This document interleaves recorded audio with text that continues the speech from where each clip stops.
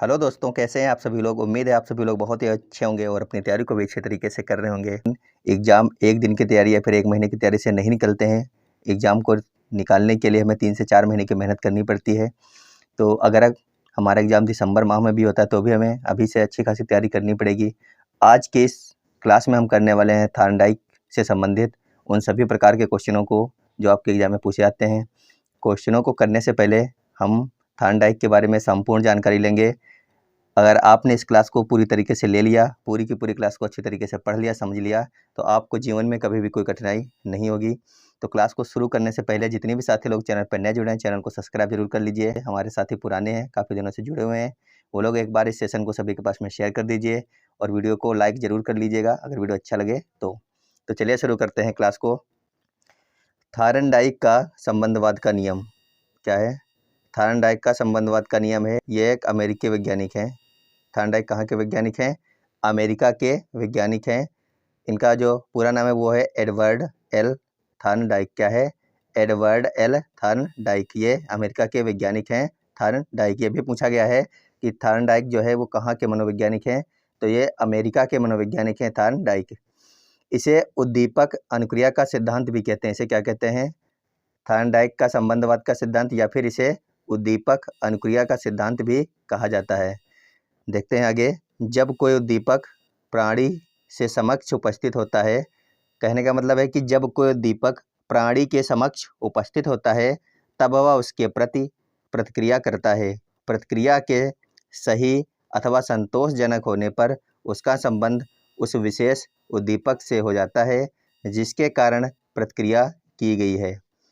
अब देखते हैं आगे अधिगम की प्रक्रिया के दौरान उद्दीपक तथा अनुक्रिया के बीच एक प्रकार की बंधन अथवा संबंध बन जाते हैं जिसे उद्दीपन अनुक्रिया अनुबंध या फिर SR बॉन्ड कहा जाता है।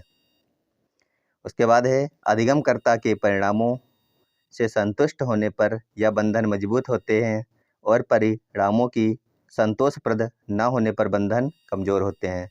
क्या होता है? अगर अधिगमकर्ता के परिणामों से संतुष्ट हो जाते हैं तो बंधन कैसे हो जाते हैं? मजबूत होते हैं। और अगर हम उनके परिणामों से संतुष्ट नहीं होते हैं तो ये बंधन कमजोर होते हैं। आगे दिया गया इस सिद्धांत के अनुसार जीव को सीखने की प्रक्रिया या फिर प्रयास एवं त्रुटि पर आधारित होती है। जो सिद्धांत है ये कैसे होता है? जीव के सीखने की प्रक्रिया प्रयास एवं त्रुटि पर आधारित होता है। थॉर्नडाइक ने अपने अधिगम संबंधी प्रयोग किस पे किए? बिल्ली, चूहे तथा मुर्गियों पर किए थे। किस पे किए थे? ये क्वेश्चन बनता है एग्जाम में। थॉर्नडाइक ने अपने प्रयोग अधिगम संबंधी जो प्रयोग है वो किस पर किए थे? ऑप्शन आएगा बिल्ली, हाथी, घोड़ा, कुत्ता। तो आपको याद रखना है बिल्ली पर किए हैं, चूहे पर और मुर्गी पर इन्होंने अपने प्रयोग किए थे। आप लोग इनको याद रखना। आगे देखते हैं। आगे है थॉर्नडाइक के संबंधवाद अधिगम सिद्धांत की प्रमुख सैद्धांतिक बिंदु इस प्रकार हैं। हम देखते हैं कि जो थॉर्नडाइक के संबंधवाद के अधिगम के सिद्धांत हैं उनके जो सैद्धांतिक बिंदु हैं वो कौन कौन से हैं? पहला है अधिगम में प्रयास एवं त्रुटि समाहित होती है। जब आप अधिगम करेंगे तो आपके द्वारा किया गया प्रयास एवं उसमें हुई गलतियां भी क्या होती हैं? समाहित होती हैं। दूसरा है अधिगम संबंधी या बंधनों के बनने का परिणाम। अधिगम क्या होता है? संबंधी या फिर बंधनों के बंधने का परिणाम होता है अधिगम। आगे है अधिगम संज्ञान पर आधारित ना हो पर प्रत्यक्ष होता है। अधिगम भले ही संज्ञान पर आधारित ना हो पर कैसा होता है? प्रत्यक्ष होता है अधिगम। उसके बाद में चौथा पॉइंट है अधिगम सूझ युक्त ना होकर के उत्तरोत्तर होती है। अधिगम किस प्रकार से होता है? सूझ युक्त ना होकर के कैसा होता है? उत्तरोत्तर होता है। आगे देखते हैं। थॉर्नडाइक ने अपने प्रयोगों के आधार पर 3 मुख्य नियम एवं 5 गौण नियमों का प्रतिपादन किया जो इस प्रकार हैं। अब हम इन पर 3 मुख्य नियम एवं 5 गौण नियमों के बारे में जानकारी प्राप्त करेंगे जो कि आगे दिए हुए हैं। तो चलिए, अगर आप लोग इस समय सेशन में नए जुड़ रहे हैं तो सेशन को जरूर शेयर करिएगा अपने साथियों के पास में। अगर अभी तक आपने चैनल को सब्सक्राइब नहीं किया तो जरूर सब्सक्राइब कर लीजिएगा अपनी सीटेट, यूपीटेट या फिर सुपर टेट की बेहतरीन तैयारी के लिए। देखते हैं मुख्य 3 नियम इस प्रकार हैं। कौन कौन से 3 नियम है? पहला जो नियम है वो है अभ्यास का नियम। क्या है? अभ्यास का नियम। दूसरा है प्रभाव का नियम और जो तीसरा है थॉर्नडाइक का नियम वह है तत्परता का नियम। तो ये अब इन तीनों नियमों के बारे में विस्तार से हम पढ़ेंगे। उसके बाद में इनसे बनने वाले सभी प्रकार के क्वेश्चनों को हम करेंगे। आपने अगर आज की क्लास ले ली तो जीवन में अगर कभी भी थॉर्नडाइक से संबंधित कोई भी क्वेश्चन आएगा वो आपका नहीं छूटेगा। देखते हैं आगे। पहला नियम क्या था? अभ्यास का नियम। इसके बारे में हम जानकारी लेंगे। यह नियम इस तथ्य पर आधारित है कि अभ्यास से व्यक्ति में पूर्णता आती है। अभ्यास से व्यक्ति में क्या होता है? अभ्यास करने से ही व्यक्ति पूर्ण होता है, फिर उसके अंदर पूर्णता आती है। अभ्यास का नियम यह बतलाता है कि अभ्यास करने से उद्दीपक तथा अनुक्रिया का संबंध मजबूत होता है। क्या होता है? अभ्यास करने से उद्दीपक तथा अनुक्रिया का जो संबंध होता है वो आपस में मजबूत होता है, और अभ्यास रोक देने से संबंध कमजोर पड़ जाता है। अगर हम अभ्यास रोक देंगे तो संबंध क्या हो जाएगा? कमजोर पड़ जाएगा। तथा पाठ्य वस्तु विस्मृत हो जाती है। पाठ्य वस्तु क्या होती है? विस्मृत हो जाती है अभ्यास को रोक देने से। आगे है, अभ्यास के नियम को दो भागों में बांटा गया है। पहला भाग है उपयोग का नियम, दूसरा भाग है अनुपयोग का नियम। तो हम पहले पढ़ेंगे उपयोग के नियम के बारे में। मनुष्य जिस कार्य को बार बार दोहराता है उसे शीघ्र ही सीख जाता है। क्या करता है? जिस कार्य को मनुष्य रोज करता है उसको जल्दी ही सीख जाता है। जब हम किसी पाठ या विषय को दोहराना बंद कर देते हैं तो उसे धीरे धीरे भूलना प्रारंभ कर देते हैं। इसको कहते हैं उपयोग का नियम। थॉर्नडाइक ने अपने प्रयोगों के आधार पर बताया कि सीखने की प्रक्रिया क्रमिक प्रक्रिया है। किस प्रकार की है? थॉर्नडाइक ने अपने प्रयोगों के आधार पर यह बताया है कि जो सीखने की प्रक्रिया होती है या क्रमिक प्रक्रिया होती है, अगर मनुष्य इसको बार बार दोहराता रहता है तो उसे शीघ्र ही सीख जाता है, जबकि अगर उसको दोहराना बंद कर देता है तो धीरे धीरे दिन प्रतिदिन ऐसे ही साल 2 साल में 5 साल में वो उस चीज़ को धीरे धीरे भूल जाता है। आगे है, थॉर्नडाइक ने बताया कि सीखने के लिए 2 बातें अनिवार्य हैं। कौन कौन सी 2 बातें हैं? पहला है, बिल्ली भूखी होनी चाहिए, अर्थात सीखने के लिए अभिप्रेरणा आवश्यक है। अगर आपको कोई चीज़ सीखनी है तो आपके अंदर जिज्ञासा जरूर होनी चाहिए। दूसरा जो नियम है वह है, भूख की संतुष्टि के लिए भोजन का होना जरूरी है, अर्थात पुनर्बलन होना बहुत ही आवश्यक है। अगर आपके अंदर सीखने की जिज्ञासा है तो आपको कुछ सिखाने वाला भी होना चाहिए और सही मार्ग में सिखाने वाला होना चाहिए, तब आप सीख सकते हैं। आगे है, अभ्यास के नियम का शैक्षणिक महत्व। जो अभ्यास का नियम होता है उसका शैक्षणिक महत्व क्या है, अब हम देखेंगे। पहला है, इस नियम के अनुसार बालकों को सिखाई जाने वाली क्रिया का उन्हें पर्याप्त अभ्यास कराया जाए। क्या कराया जाए? अगर हम इस नियम के अनुसार बालकों को कुछ सिखा रहे हैं तो उस क्रिया का उन्हें बहुत ही ज़्यादा हम अभ्यास कराएं। दूसरा है, कक्ष में पढ़ाई गई विषय वस्तु का मौलिक अभ्यास कराया जाए। जो हम अपनी कक्षा में अगर कोई चीज़ पढ़ा रहे हैं तो उस विषय वस्तु का मौलिक अभ्यास कराएं बच्चों को। उसके बाद में है, इससे बालकों का मस्तिष्क ज्ञान के प्रति सचेत बना रहता है तथा पाठ्य सामग्री को दोहराने का भी अवसर मिलता है। तो अब हम देखते हैं आगे। दूसरा जो नियम है वह है प्रभाव का नियम। दूसरा क्या है? प्रभाव का नियम है नंबर 2। अब देखते हैं इस नियम में क्या बताया है थॉर्नडाइक ने। इस नियम को संतोष का नियम भी कहते हैं। क्या कहते हैं? इस नियम को संतोष का नियम भी कहते हैं। जिन कार्यों को करने से व्यक्ति को संतोष मिलता है उसे वह बार बार करता है। जिन कार्यों से असंतोष मिलता है उन्हें वह नहीं करना चाहता है। प्रभाव का नियम क्या कहता है कि जिस कार्य को करने से मनुष्य संतोष या फिर जो कार्य मनुष्य को अच्छा लगता है वह कार्य मनुष्य बार बार करना चाहता है, और जो कार्य मनुष्य को अच्छा नहीं लगता है वह मनुष्य नहीं करना चाहता है। जैसे हमें मूवी देखना, घूमना फिरना बहुत अच्छा लगता है तो हम वो बार बार करना चाहते हैं कि हर वीकेंड पे यानी हर संडे को हम घूमने जाएं, मूवी देखने जाएं। जबकि अगर किसी का पढ़ने में मन नहीं लगता है तो उसको चाहे संडे हो चाहे मंडे हो उसका मन कभी भी नहीं लगता है। उसके बाद में संतोषप्रद परिणाम व्यक्ति के लिए शक्तिवर्धक होते हैं तथा कष्टदायक असंतोषप्रद परिणाम अनुक्रिया के बंधन को कमजोर बना देते हैं। अगर आप जो कार्य कर रहे हो उसमें आपको संतोषप्रद परिणाम मिले, यानी जो आप परिणाम चाहते हो, अगर आप अपने एग्जाम में 90% नंबर लाना चाहते हो और आपके 90% आते हैं तो आपकी अंदर की जो शक्ति है वो क्या होती है? बढ़ जाती है। और आपने बहुत मेहनत की, आपके 90 की जगह पे मान लीजिए 80% नंबर आए तो आपके अंदर क्या होगा? असंतोष पैदा हो जाएगा और आपकी जो आत्मशक्ति है वो कमजोर पड़ जाएगी। आगे देखते हैं। आगे हिलगार्ड तथा बार ने इस सिद्धांत की व्याख्या करते हुए कहा, प्रभाव के नियम में किसी उद्दीपक व अनुक्रिया का संबंध उसके प्रभाव के आधार पर मजबूत या कमजोर होता है।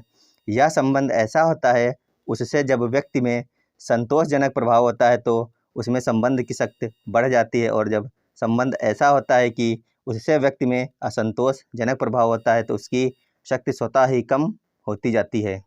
तो ये किसने कहा है? ये सिद्धांत की व्याख्या करते हुए हिलगार्ड तथा बार ने ये लिखा है। आगे है प्रभाव के नियम का शैक्षणिक महत्व। अब देखते हैं कि इसका शैक्षणिक महत्व क्या है। छात्रों को सीखने के लिए प्रोत्साहित तथा अभिप्रेरित किया जाना चाहिए। दूसरा है क्रिया की समाप्ति पर पुरस्कार तथा दंड की व्यवस्था की जाए, इससे अधिगम व्यवस्था या फिर अधिगम का प्रभाव स्थायी हो जाते हैं। तीसरा, विद्यालय में छात्रों को व्यक्तिगत तथा उनके मानसिक स्तर को ध्यान में रखते हुए अधिगम कार्य को कराएं। जबकि चौथा है शिक्षण कार्य करते समय अध्यापक को ऐसी विधियों को अपनाना चाहिए जिससे छात्रों को संतोषप्रद अनुभव हो। छात्रों को ज़्यादा भला बुरा नहीं कहना चाहिए। आगे देखते हैं। आगे शिक्षक को कक्षा शिक्षण में नवीन क्रियाओं को सिखाते समय शिक्षण विधियों में विविधता लानी चाहिए। उनके द्वारा उपयोग में लाई गई शिक्षण विधियां भी नवीन तथा रोचक होनी चाहिए। अगला पॉइंट है, इससे छात्रों को नवीन विषय वस्तु सीखने में सफलता मिलती है, क्योंकि अधिगम क्रियाएं छात्रों के मानसिक स्तर में रुचि तथा क्षमता के अनुकूल होती हैं। जो साथी लोग लगातार क्लास में बने हुए हैं उन लोगों को धन्यवाद, क्योंकि यह क्लास बहुत ही ज़्यादा इंपॉर्टेंट है। जितने भी क्वेश्चन बनेंगे थॉर्नडाइक से संबंधित यहीं से बनेंगे, इसके बाहर कुछ भी नहीं जाने वाला है आपका। और इस थ्योरी के बाद में हम इसकी प्रैक्टिस भी करने वाले हैं, जिसके लिए हम आपके लिए 30 से 40 क्वेश्चन लेकर के आए। तो क्लास में लगातार बने रहिए। चैनल पर नए हैं तो चैनल को जरूर सब्सक्राइब करिएगा और एक बार सेशन को सभी के पास में शेयर कर दीजिए और वीडियो को लाइक कर लीजिए। देखते हैं आगे। आगे तत्परता का नियम क्या है? तत्परता का नियम है नंबर 3। इस नियम का तात्पर्य यह है कि जब प्राणी किसी कार्य को करने के लिए तैयार होता है तो वह प्रक्रिया है, यदि वह कार्य करता है तो उसे आनंद देता है तथा कार्य नहीं करता है तो कष्ट व तनाव उत्पन्न करती है। ये जो तत्परता का नियम है यह बताता है कि जब कोई व्यक्ति या फिर कोई प्राणी किसी कार्य को करने के लिए तैयार होता है तो जब वह कार्य करता है तो उसे आनंद देता है तथा कार्य नहीं जब करता है तो उसे कष्ट या तनाव उत्पन्न हो जाता है। जब वह सीखने को तैयार नहीं होता है तथा उसे अधिगम हेतु बाहर किया जाता है तो वह झुंझुलाहट अनुभव करता है। रुचिकर कार्य करने में प्राणी को आनंद की अनुभूति होती है और अरुचि कार्य सीखने में असंतोष का अनुभव करता है। अगर कोई व्यक्ति कुछ सीखना चाह रहा है, मान लीजिए उसको बाइक सीखने का मन कर रहा है, उसको बोल रहे हैं कि आप पहले कार सीख लीजिए, तो अगर उसको बाइक सीखने का मन कर रहा है और आप उसको बाइक ही सिखाएंगे तो उसको आनंद की अनुभूति होगी।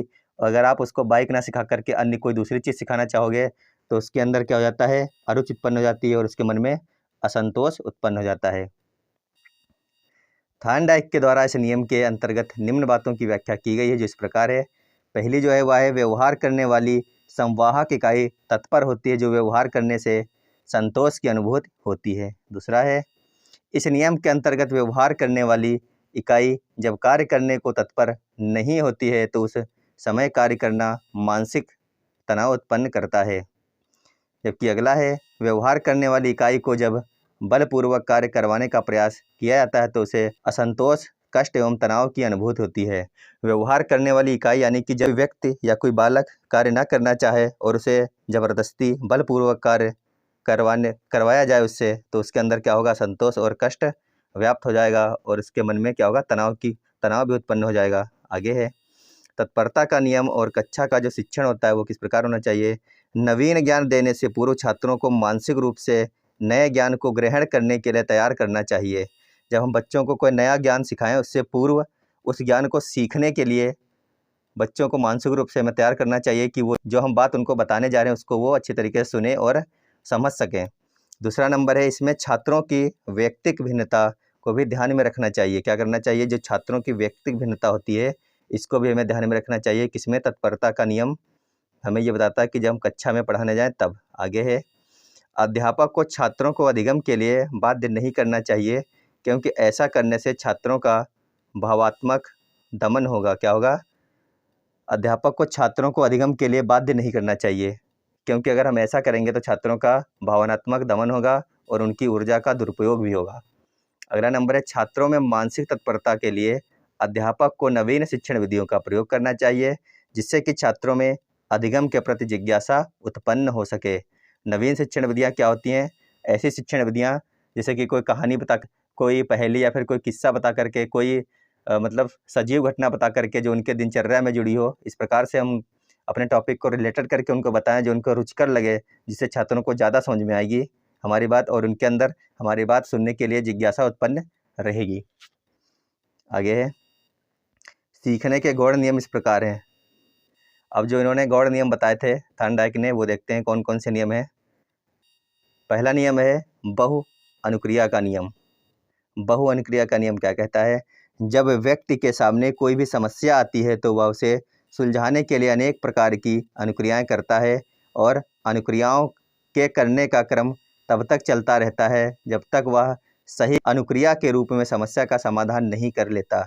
इस प्रकार अपनी समस्या को सुलझाने पर व्यक्ति संतोष का अनुभव करता है। कहने का मतलब यह है कि जब हमारे सामने कोई भी समस्या आती है तो हम उस समस्या को सुलझाने के लिए या फिर उस समस्या को समाप्त करने के लिए जब तक प्रयास करते रहते हैं तब तक कि हम उस समस्या का समाधान नहीं प्राप्त कर लेते हैं, और जब हमें उस समस्या का समाधान प्राप्त होता है तो हम क्या करते हैं? खुशी या फिर संतोष का अनुभव करते हैं। यह है बहु अनुक्रिया का नियम। आगे देखते हैं मानसिक स्थिति का नियम। यह कहता है किसी भी प्राणी के सीखने की योग्यता उसकी अभिवृत्ति तथा मनोवृत्ति द्वारा निर्देशित होती है। यदि व्यक्ति की किसी कार्य को सीखने में रुचि व तत्परता है तो वह उसे शीघ्र ही सीख लेता है, किंतु यदि प्राणी मानसिक रूप से किसी कार्य को सीखने के लिए तत्पर नहीं है तो वह उस क्रिया को या तो सीख ही नहीं पाएगा अथवा फिर उसे कठिनाई से जूझना पड़ेगा। मान लीजिए आपकी क्लास में 10 बालक हैं, 10 में से 5 बालक ऐसे हैं जो आपका टेबल सीखने के लिए तत्पर हैं, 5 बालक ऐसे हैं जब आप उन्हें पढ़ा रहे हो तो वो बाहर की तरफ ताक झाँक कर रहे हैं, फिर आपस में बातचीत कर रहे हैं। तो फिर जब आपके जो 5 बालक हैं जो सीखने के लिए तत्पर है वो बहुत ही जल्दी उस चीज़ को सीख जाएंगे टेबल, और जो 5 बालक हैं या तो फिर उनको बहुत ज़्यादा कठिनाई जाएगी सीखने में या फिर वो सीख ही नहीं पाएंगे। आगे देखते हैं। आगे है नंबर 3 आंशिक क्रिया का नियम। यह नियम कहता है इस बात पर बल देता है कि कोई क्रिया संपूर्ण स्थिति के प्रति नहीं होती है। यह नियम क्या कहता है? आंशिक क्रिया का नियम कहता है कि कोई क्रिया संपूर्ण स्थिति के प्रति नहीं होती है, यह केवल संपूर्ण स्थिति के लिए कुछ पक्षों तथा अंशों के प्रति ही होती है। अर्थात यह नियम बताता है कि कार्य को अंशतः विभाजित करके या फिर करने से वह कार्य जल्दी सीख लिया जाता है। इसका कहने का मतलब यह है कि कोई क्रिया संपूर्ण स्थिति के प्रति नहीं होती है। मान लीजिए हमें क्लास 1 में कोई बालक गया हो, अगर हम उसको एक दिन में ही पूरा छोटा बड़ा या फिर टेबल सिखाना चाहें तो वो नहीं सीख सकता है, जबकि हम उसको पहले स्वर फिर व्यंजन की एक लाइन फिर दूसरी लाइन इस प्रकार से अगर हम सिखा रहे हैं तो बालक को एक लाइन टेबल की आज 2 का, कल 3 का, 4 का, 6 का, यानी कि किसी एक पार्ट को कई पार्टों में विभाजित करके किसी एक चीज़ को अगर हम सिखाएं तो बालक जल्दी सीख सकते हैं। यही कहता है आंशिक क्रिया का नियम। आगे है सादृश्य अनुक्रिया का नियम। यह नियम कहता है प्राणी किसी नवीन परिस्थिति या समस्या के उपस्थित होने पर उससे मिलती जुलती अन्य परिस्थिति का या फिर समस्या का अनुसरण करता है। यह नियम क्या कहता है कि प्राणी किसी नवीन परिस्थिति या समस्या के उपस्थित हो जाने पर वो उससे मिलती जुलती अन्य परिस्थिति या समस्या का अनुसरण करता है। कि हमें पहली बार जब हमारी बाइक पंचर हो गई थी तो हमें आगे एक दुकान थी, वहाँ पे दुकान मिली थी, तो हम वहाँ तक पैदल चलेंगे तो दुकान मिल जाएगी तो हमारा पंचर बन जाएगा। क्या करता है? उसी समस्या के लिए वो उससे पहले की समस्या जब उसको आई थी उससे मिलती जुलती हुई समस्याओं के साथ में ही रिलेट कर लेता है। आगे कह रहा है कि जिसे वह पहले ही अनुभव कर चुका हो। वही हम आपको बता रहे हैं कि आपके जीवन में ऐसी कई बार समस्या आती हैं जो हो सकता है कि रिपीट भी हो जाए, तो आप क्या करते हो कि यही समस्या में पहले भी आई थी तो हमने ये किया था तो हमारी समस्या का समाधान हो गया था। यही है सादृश्य अनुक्रिया का नियम। वह उसके प्रति वैसी ही प्रतिक्रिया करेगा जैसा उसने पहले परिस्थिति या समस्या के साथ की थी। समान तत्वों के आधार पर नवीन ज्ञान का पुराने अनुभवों से समानता करने पर सीखने में सरलता तथा शीघ्रता होती है। क्या हो जाती है? जब हमारे सामने कोई नई समस्या आती है तो हम उसको अपनी पुरानी समस्या के साथ में जब जोड़ लेते हैं तो हमें उस समस्या से बाहर निकलने में काफ़ी मदद मिलती है। जो हमारी पीछे की समस्या थी हमने उससे किस प्रकार से छुटकारा पाया था, तो इससे हमें क्या होता है? सीखने में सरलता और शीघ्रता भी होती है किसी समस्या से सुलझने के लिए या फिर उससे बाहर निकलने के लिए। आगे हम अब क्वेश्चंस करने वाले हैं कुछ। जो लोग लगातार क्लास में अभी तक जुड़े हुए हैं वो लोग एक बार सेशन को शेयर कर दीजिए सभी के पास में, और वीडियो अच्छा लग रहा हो तो वीडियो को लाइक जरूर करिएगा, और सभी साथियों के पास में जरूर आपको शेयर करना है। जितने भी आपके व्हाट्सएप पर ग्रुप बने हैं उन जो टीचिंग से संबंधित ग्रुप हैं उन सभी ग्रुप पर आप लोगों को शेयर करना है इसको है। तो पहला क्वेश्चन है थॉर्नडाइक किस देश के वैज्ञानिक थे? हम लोग बहुत अच्छे तरीके से पढ़ चुके हैं कि थॉर्नडाइक कहाँ के वैज्ञानिक थे? ये अमेरिका के वैज्ञानिक थे। कहाँ के थे? ये अमेरिका के वैज्ञानिक थे। उसके बाद में है नंबर 2, थॉर्नडाइक के सीखने के कितने मुख्य नियम बताए थे? तो हमें अच्छे तरीके से पता है कितने नियम इन्होंने बताए थे? 3 नियम बताए थे। कितने नियम हैं? 3 नियम है। आगे है थॉर्नडाइक ने अपने प्रयोग किस जानवर पर किए? ये क्वेश्चन बहुत बार बनता है एग्जाम में है। थॉर्नडाइक ने अपने प्रयोग किस जानवर पर किए? चूहे तथा बिल्ली पर किए। किस पर किए? चूहे तथा बिल्ली पर किए। अगला क्वेश्चन है, थार्नडाइक ने बुद्धि का कौन सा सिद्धांत दिया? इन्होंने दिया था बहुकारक सिद्धांत। कौन सा दिया था? बहुकारक सिद्धांत। अगला क्वेश्चन है, किस मनोवैज्ञानिक को पशु मनोवैज्ञानिक या फिर पितामह कहा जाता है? ऐसा कौन सा वैज्ञानिक है, मनोवैज्ञानिक है, जिसको पशु मनोवैज्ञानिक का पितामह कहा जाता है? तो वह है थार्नडाइक। कौन है? थार्नडाइक को ही पशु मनोवैज्ञानिक का पितामह कहा जाता है। आगे है, थार्नडाइक के सिद्धांत को और किस नाम से जाना जाता है? तो इसको RS सिद्धांत के भी नाम से जाना जाता है। कौन सा? SR सिद्धांत के भी नाम से जाना जाता है। अगला क्वेश्चन है, थार्नडाइक का सिद्धांत किसके अंतर्गत आता है? तो ये संबंधवाद के अंतर्गत आता है। हम लोग इसको पढ़ चुके हैं। थार्नडाइक का सिद्धांत संबंधवाद के अंतर्गत आता है। ये सारे के सारे मोस्ट इंपॉर्टेंट क्वेश्चन है, घुमा घुमा के आपके एग्जाम में बनते हैं, हर बार बनता है। आपका CTET का एग्जाम हो, UP टेट का हो, रीट का हो, हर जगह ये सब क्वेश्चन आपको देखने को मिल जाएंगे। अगला क्वेश्चन है, थार्नडाइक के प्रयत्न एवं त्रुटि सिद्धांत पर विशेष बल किस पर नहीं दिया गया? नहीं दिया गया ये पूछ रहा है, तो ये समझ पर नहीं दिया गया है, तो ऑप्शन इसका जो है समझ बिल्कुल सही हो जाएगा। अगला क्वेश्चन है, सीखने की उद्दीपन अनुक्रिया सिद्धांत के मुख्य प्रतिपादक हैं। सीखने की उद्दीपन अनुक्रिया सिद्धांत के मुख्य प्रतिपादक कौन है? वो है थार्नडाइक। लगातार हम सब जब से यही पढ़ते हुए आ रहे हैं। उसके बाद में क्वेश्चन है, सीखने के नियम का प्रतिपादन किसने किया? सीखने का जो नियम का प्रतिपादन किया वो किया थार्नडाइक ने। ये सब क्वेश्चन कई बार रिपीटेड क्वेश्चन है जो लगातार आपके एग्जाम में आते हैं। किसके सिद्धांत में RR एवं RS संबंध दोनों विद्यमान है? तो वो थार्नडाइक के सिद्धांत हैं जिनमें RR एवं RS संबंध दोनों ही संबंध विद्यमान है, वो है थार्नडाइक के सिद्धांत। क्वेश्चन अगला है, किसी क्रिया को बार बार दोहराने से उसका संबंध दृढ़ हो जाता है, थार्नडाइक के किस नियम पर आधारित है? किसी क्रिया को जब हम बार बार दोहराते हैं तो उसका संबंध कैसा होता है? दृढ़ होता है। यह अभ्यास के नियम पर है। जब हम किसी चीज़ को रोज़ रोज़ पढ़ेंगे तो वो चीज़ हमें बहुत ही अच्छी तरीके से याद हो जाएगी, या फिर अगर हम किसी कार्य को रोज़ रोज़ करेंगे तो बहुत अच्छे तरीके से हमें आने लग जाएगा। क्वेश्चन है अगला, ये तो हो गया है। अगला क्वेश्चन है, बुद्धि का बहुकारक सिद्धांत किसने दिया? बुद्धि का बहुकारक सिद्धांत दिया है थार्नडाइक ने। किसने दिया है? थार्नडाइक ने दिया है बुद्धि का बहुकारक सिद्धांत। क्वेश्चन है, SR थ्योरी के जन्मदाता कौन है? तो SR थ्योरी के जन्मदाता भी हैं थार्नडाइक। क्वेश्चन अगला है, प्रयास एवं त्रुटि का सिद्धांत किसने दिया? ये दिया थार्नडाइक ने। सत्य तथा तथ्यों के दृष्टिकोण से उत्तम प्रतिक्रियाओं की शक्ति ही बुद्धि है, या किसने कहा था? यह कहा था थार्नडाइक ने। कथन बहुत ही इंपॉर्टेंट है, बहुत बार एग्जाम में पूछे आते हैं सब ये। आप घोड़े को पानी तक ले जा सकते हैं पर उसे पानी पीने को मजबूर नहीं कर सकते। यह कहावत एक उदाहरण है सीखने की बुद्धि का। किसका है? सीखने की बुद्धि का जो कहावत है उदाहरण है कि आप घोड़े को नदी के पास तक ले जा सकते हैं पर उसे पानी पीने के लिए मजबूर नहीं कर सकते जब तक वो खुद ना पिए। आगे देखते हैं। क्वेश्चन है, मनोवैज्ञानिक थार्नडाइक ने व्यक्ति को किस आधार पर बांटा है? बहुत ही अच्छा और इम्पोर्टेंट क्वेश्चन है। चिंतन एवं कल्पना शक्ति के आधार पर बांटा है। किसमें बांटा है? चिंतन एवं कल्पना शक्ति के आधार पर बांटा है। तत्परता का नियम किसने दिया? तत्परता का नियम बहुत ही अच्छे तरीके से हम लोग पढ़ चुके हैं, ये दिया है थार्नडाइक ने। धीमी गति से सीखने वाले बालकों के अध्यापन के लिए अधिक उपयोगी सिद्धांत है। तो धीमी गति से जो बालक सीखते हैं उनके अध्यापन के लिए जो सबसे अच्छा जो सिद्धांत है वह है थार्नडाइक का सिद्धांत। इसका जो ऑप्शन यही है, थार्नडाइक का सिद्धांत, जो उत्तर है बिल्कुल सही हो जाएगा। इसके बाद अब हम करेंगे कुछ 10 क्वेश्चन ऐसे हैं जो कि बहुविकल्पी क्वेश्चन रहेंगे। आपके 4 विकल्प दिए गए होंगे और आपको आंसर करना है कि आपसे अब आंसर हो पा रहे हैं या फिर नहीं हो पा रहे हैं। तो इसका जो पहला क्वेश्चन है वह रहने वाला है ये, एक बालक को लाल गुलाब का कांटा चुभ गया। एक बालक है जिसको लाल गुलाब का कांटा चुभा है, जिससे उसे काफ़ी दर्द हुआ। आगे चलकर वह लाल कपड़े या लाल किसी भी चीज़ को देखकर डरने लगता है। यह उदाहरण है। पहला ऑप्शन है उद्दीपक सामान्यीकरण का, दूसरा ऑप्शन है अनुक्रिया सामान्यीकरण का, जबकि तीसरा ऑप्शन है उद्दीपक एवं अनुक्रिया सामान्यीकरण का। क्योंकि चौथा ऑप्शन कह रहा है कि ना उद्दीपक का है, ना उद्दीपक सामान्यीकरण का है, ना अनुक्रिया सामान्यीकरण का है। तो आपको बताना है इन चारों में से जो है कौन सा ऑप्शन सही हो जाएगा। एक बार क्वेश्चन को पढ़िए और सही आंसर देने की कोशिश कीजिए सभी लोग।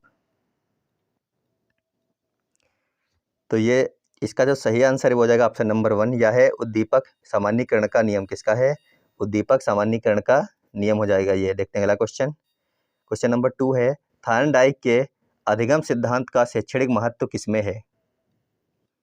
थार्नडाइक के अधिगम सिद्धांत का शैक्षणिक महत्व किसमें है? ऑप्शन 1 है खेलकूद प्रतियोगिता में, ऑप्शन 2 है कला शिक्षण में, ऑप्शन 3 है आदत निर्माण की प्रक्रिया में, जबकि ऑप्शन 4 या फिर डी है अभ्यास और पुनरावृत्ति में। तो सभी लोग आंसर कीजिए एक बार इसका। थायरनडाइक के अधिगम सिद्धांत का शैक्षणिक महत्व किसमें है? तो हम लोग पीछे पढ़ चुके हैं, यह है अभ्यास और पुनरावृत्ति में। किसमें है? अभ्यास और पुनरावृत्ति, यानी ऑप्शन नंबर डी इसका बिल्कुल सही हो जाएगा। अगला क्वेश्चन है पुरस्कार एवं दंड का नियम कहलाता है। अभी हम लोग पीछे पढ़ चुके हैं तुरंत। पुरस्कार एवं दंड का नियम कौन सा कहलाता है? पहला ऑप्शन है मनोवृत्ति का, दूसरा अभ्यास का, तीसरा तत्परता का, चौथा है प्रभाव का। तो सभी लोग आंसर करिए एक बार इसका। पुरस्कार एवं दंड का जो नियम है वो कहलाता है प्रभाव का नियम, यानी ऑप्शन नंबर डी बिल्कुल सही हो जाएगा इसका। प्रभाव का नियम क्या कहलाता है? पुरस्कार एवं दंड का नियम। देखते हैं अगला क्वेश्चन। क्वेश्चन है जिन प्रतिक्रियाओं को सीखने के उपरांत संतुष्टि प्राप्त होती है उन्हें सीख लिया जाता है। यह है मनोवृत्ति का नियम, अभ्यास का नियम, तत्परता का नियम या फिर प्रभाव का नियम। आंसर बताइए सभी लोग एक बार इसका। जिन प्रतिक्रियाओं को सीखने के उपरांत संतुष्टि प्राप्त होती है उन्हें सीख लिया जाता है, यह नियम किसका है? मनोवृत्ति का नियम है, अभ्यास का नियम है, तत्परता का नियम है, प्रभाव का नियम है। तो इसका जो सही आंसर हो जाएगा वो हो जाएगा ऑप्शन नंबर डी, यह है प्रभाव का नियम। देखते हैं अगला क्वेश्चन। क्वेश्चन है अनुबंधन स्थापित होने के बाद बार बार मात्र अनुबंधित उद्दीपक की उपस्थित की जाए तो अंततो गत्वा अनुबंधित अनुक्रिया बंद हो जाना कहलाता है। क्वेश्चन क्या है कि अनुबंधन स्थापित, अगला क्वेश्चन है अनुबंधन स्थापित होने के बाद बार बार मात्र अनुबंधित उद्दीपक की उपस्थित की जाए तो अंततो गत्वा अनुबंधित अनुक्रिया बंद हो जाना कहलाता है। पहला ऑप्शन है अनुबंधित अवरोध, दूसरा ऑप्शन है बाह्य अवरोध, तीसरा ऑप्शन है विलोप और चौथा ऑप्शन है विलंब अवरोध। बहुत अच्छा क्वेश्चन था ये जो इसका सही आंसर होगा वो हो जाएगा ऑप्शन नंबर सी, उसको कहते हैं विलोप। क्या कहते हैं? विलोप। अगला क्वेश्चन है थायरनडाइक के अधिगम सिद्धांत के अनुसार अधिगमकर्ता द्वारा की गई अनुक्रिया जब डॉट डॉट होगी तभी अधिगम होगा। तो बताइए हमें यहाँ पे जो खाली जगह यहाँ पे क्या भरना है। क्वेश्चन है थायरनडाइक के अधिगम सिद्धांत के अनुसार अधिगमकर्ता द्वारा की गई अनुक्रिया जब होगी तभी अधिगम होगा। ऑप्शन है नज़दीक, सुखद, गतिशील या फिर त्रुटि। तो इस क्वेश्चन का जो सही आंसर है वह हो जाएगा ऑप्शन नंबर बी। क्या होगा?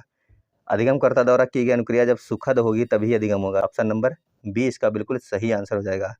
अगले क्वेश्चन पर चलते हैं। अगला क्वेश्चन कह रहा है कि निम्नलिखित में से कौन उद्दीपन अनुक्रिया SR अधिगम सिद्धांत से संबंध नहीं है या फिर संबंधित नहीं है? पहला ऑप्शन है स्किनर, दूसरा है पावलोव, तीसरा है कोहलर और जबकि चौथा ऑप्शन है थायरनडाइक। तो निम्नलिखित में से कौन उद्दीपन अनुक्रिया SR अधिगम सिद्धांत से संबंधित नहीं है? तो इस क्वेश्चन का जो सही आंसर हो जाएगा वो हो जाएगा ऑप्शन नंबर सी। कौन नहीं है? कोहलर नहीं है। तो ऑप्शन नंबर सी इसका बिल्कुल सही आंसर हो जाएगा। क्वेश्चन नंबर अगला है थायरनडाइक के अधिगम सिद्धांत में प्रक्रिया का तत्व नहीं है। सभी लोग आंसर करेंगे। पहला ऑप्शन है त्रुटि, दूसरा है पुनर्बलन, जबकि तीसरा है अभ्यास और चौथा है श्रृंखलाबद्धता। तो सभी लोग बताइए थायरनडाइक के अधिगम सिद्धांत में प्रक्रिया का तत्व नहीं है। तो इस क्वेश्चन का सही आंसर क्या हो जाएगा? सभी लोग एक बार आंसर करने की कोशिश कीजिए। तो इस क्वेश्चन का सही आंसर हो जाएगा ऑप्शन नंबर डी, श्रृंखलाबद्धता। यही नहीं, क्या नहीं है? श्रृंखलाबद्धता। देखते हैं अगला क्वेश्चन। क्वेश्चन है एक बच्चा अतीत की समान परिस्थिति में की गई अनुक्रियाओं के आधार पर नई स्थिति के प्रति अनुक्रिया करता है।